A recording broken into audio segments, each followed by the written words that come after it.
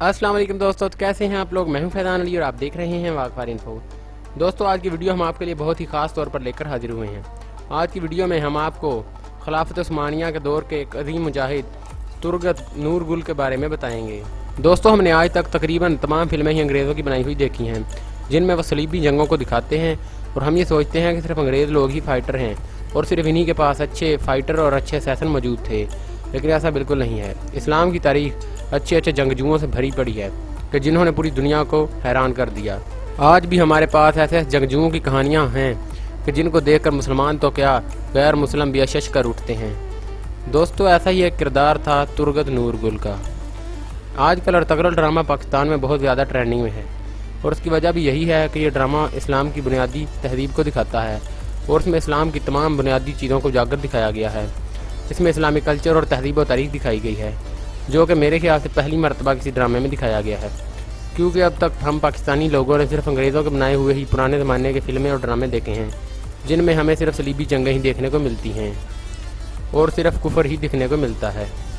इसके अलावा अंग्रेज़ों की बनाई हुई फिल्में और ड्रामे सिर्फ फहाशी वगैरह फैलाने का ही ज़रिया होते हैं और खूनरेज़ी दिखाने का ज़रिया होते हैं।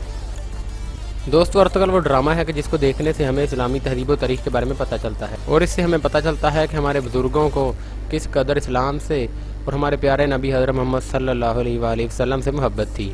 दोस्तों, ये ड्रामा मुकम्मल तौर पर सच्ची कहानी पर बनाया गया है और उस ड्रामे का तमाम स्क्रिप्ट ही तकरीबन तारीखी किताबों से लिया गया है। और दोस्तों, अब हम बात करते हैं खिलाफत उस्मानिया के एक ऐसे किरदार की कि जिसने अपनी 126 साल ज़िंदगी में काफरों से लड़ते लड़ते अपनी पूरी ज़िंदगी बिता दी और उसने लाखों करोड़ों काफरों को कत्ल किया। दोस्तों, तुर्गत एक दराज कद वाला और सेहतमंद ताकतवर इंसान था। दोस्तों, 13वीं सदी में खिलाफत अब्बासिया का खात्मा हुआ और ये वो दौर था जब उम्मत मुस्लिमा एक नाजुक दौर से गुजर रही थी और इसी असना में दुनिया के खित्ते पर एक नई फौज उभरना शुरू हो गई। चंगेज़ खान की क़ियादत में मंगोलिया के खित्ते से निकलने वाली ये फौज पूरी दुनिया में अपनी धाक बिठा चुकी थी और देखते ही देखते मंगोलों की सल्तनत वसी से वसी तरीन होती गई। यहाँ तक कि इन मंगोलों ने बरसगीर पाक को हिंद पर भी कब्जा कर लिया और यहाँ पर जुल्म की ऐसी दास्तानें रकम की कि जिन्हें देखकर आज भी इंसानी रूह कांप जाती है। इस सब पर कब्जा करने के बाद मंगोलों ने तुर्की का रुख किया, जहाँ पर इन्होंने देखा कि अब तमाम कबाइली लोग आपस में बढ़ चुके हैं और खैमा बस्तियों में आबाद हो चुके हैं। दोस्तों, तुर्की के तमाम कबीलों में से कई कबीला सबसे ज़्यादा ताकतवर और सबसे ज़्यादा बड़ा था। इसी के पास सबसे ज़्यादा आबादी थी और इसके अलावा इसके पास दानिश्वरों और जंगजुओं की भी एक बड़ी जमात मौजूद थी। दोस्तों, कई कबीले के सरदार सलमान शाह को एक ताकतवर और समझदार सिपा सलार माना जाता था और उसके बेटे की बहादुरी की दास्तानें भी दूर दूर तक पहुंची हुई थी, लेकिन इनकी असल ताकत एक नौजवान तुर्गत को माना जाता था, जिसे तुर्गत गादी के नाम से याद किया जाता है। दोस्तों, तारीख तुर्गत गादी को इसलिए जानती है क्योंकि इन्होंने तकरीबन एक सदी तक इस्लाम की खिदमत कोने कोने में पहुँचाने के लिए अपनी जान माल की बाजी लगाए रखी। दोस्तों, एक किताब में लिखा हुआ है कि तुर्गत गादी इतने ताकतवर और इतने बहादुर थे कि ये इकट्ठे 20 आदमियों से लड़ सकते थे और इसके अलावा ये भी लिखा गया है कि अगर इनकी आंखों पर पट्टी भी बंधी होती थी तो फिर भी ये बखूबी लड़ लेते थे। इसके अलावा दोस्तों, किताबों में ये लिखा गया है कि तुर्गत गाजी एक इंतहाई खूबसूरत और कड़ियल जवान थे। इसके अलावा मैदान कारदार में इन्होंने जुर्रत और बहादुरी की मिसाल कायम की है। इसको सुनकर हर मुसलमान के दिल में जज्बा जिहाद उजागर होता है।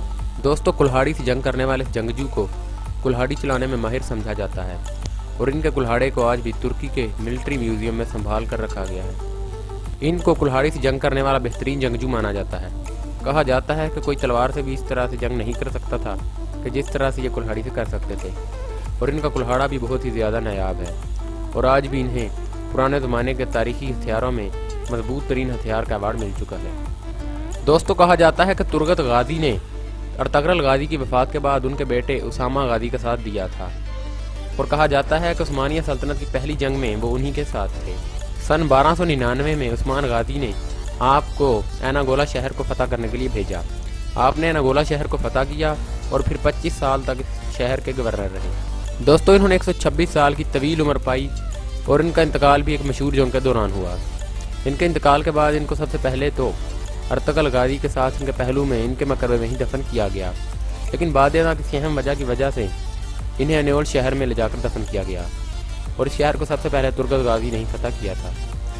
आखिर में दुआ है कि अल्लाह ताला उम्मत मुसलमान के नज़ीम मुजाहिदों को जन्नत फिरदौस में आला मुकाम अता फरमाए और उम्मत मुसलमान को नज़ीम मुजाहिदों के नक्शे कदम पर चलने की तौफीक अता फरमाए।